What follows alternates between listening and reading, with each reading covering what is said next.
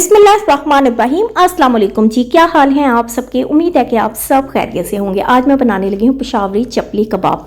बिल्कुल authentic recipe आपके साथ शेयर करूंगी, सारी टिप्स और ट्रिक्स आपके साथ शेयर करूंगी, इसीलिए आप वीडियो को फुल वॉच कीजिएगा ताकि कुछ भी स्किप ना हो। बिस्मिल्लाह करते हैं, रेसिपी की तरफ आते हैं। इस रेसिपी में सबसे मेन जो चीज़ है वो है प्याज। प्याज जो है ये हम मोटे वाले ग्रेटर से भी ग्रेट कर सकते हैं। ये देखिए मैं आपको ग्रेट करके दिखाती हूँ।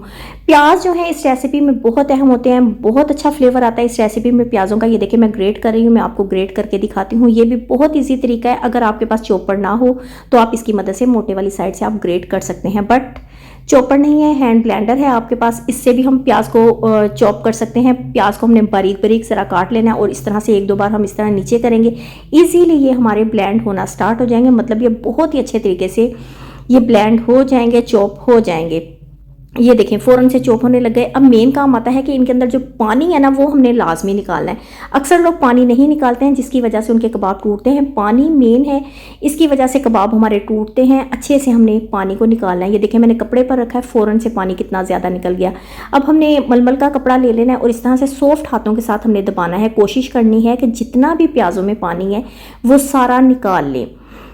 और ये जो है पानी ये आप रेमेडीज़ वगैरह में भी यूज़ कर सकते हैं। ईद आ रही है, अक्सर लोग बालों में लगाते हैं, बाल बहुत सिल्की हो जाते हैं। मतलब जो भी आपको इसकी रेमेडी आती है आप इसे यूज़ कर लें, वरना ज़ाया कर लें, जैसे आपकी मर्ज़ी।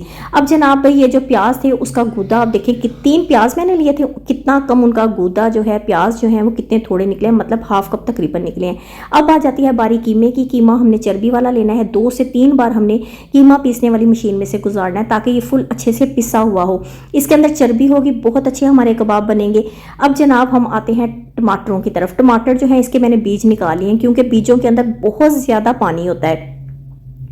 अच्छा जी, इसकी कटिंग हमने इस तरह करनी है। अगर आपके पास चॉपर नहीं है तो आप सिंपली इस तरह से इसकी कटिंग कर लें। मिर्चों की बारी आती है, मिर्चें भी हम हाथ के साथ करेंगे कटिंग। ये देखें आप कोई पुरानी प्लेट रख लें, वरना फिर आप कटिंग बोर्ड ही ले लें और इस तरह से आपने बारीक बारीक इसकी कटिंग कर लेनी है। बहुत ही इजीली मिर्च की भी कटिंग हो जाती है। अगर आप ज़्यादा देर तक मिर्चों को पड़ा रहने देंगे इनके बीज जो हैं वो काले पड़ जाते हैं। इसीलिए जैसे ही आपको रेसिपी में आपने सब्ज़ मिर्च ऐड करनी है फ़ौरन से आप इसकी कटिंग करें और रेसिपी में यूज़ कर लें।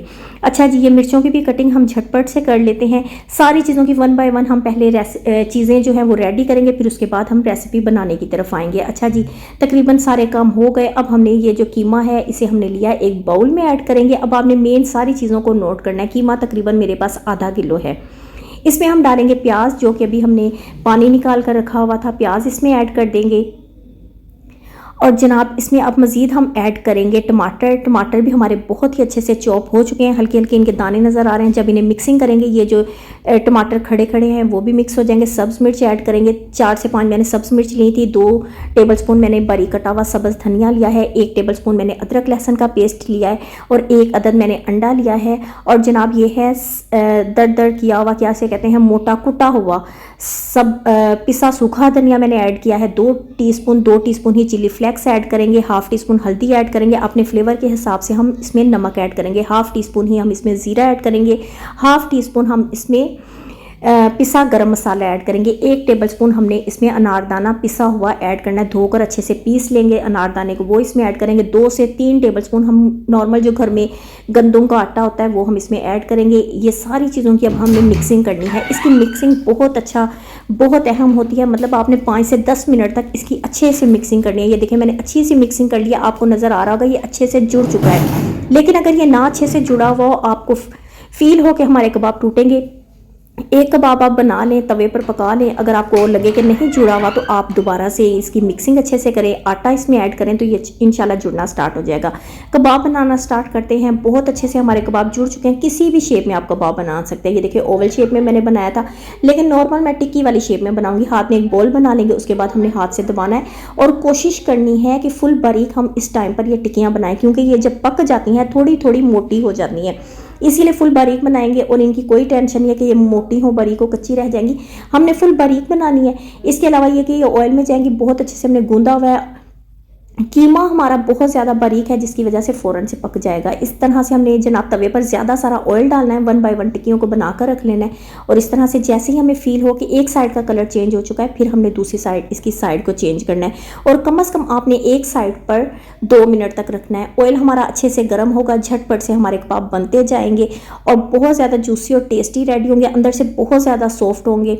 और ये देखिए कबाब का आप कलर देखें, बहुत ज़बरदस्त रेडी हुए हैं। आपने इस रेसिपी को लाजमी फॉलो करना है।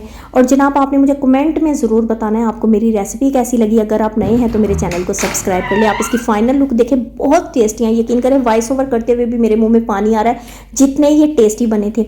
अच्छा, ये रेसिपी आगे ईद में इंशाल्लाह ज़रूर काम आएगी। अपने फैमिली फ्रेंड्स के साथ ये रेसिपी शेयर करें, क्योंकि ये भी एक सदका जारिया है। अपना बहुत सारा ख्याल रखा करें, अपनी दुआओं में याद रखिएगा। अल्लाह हाफिज़।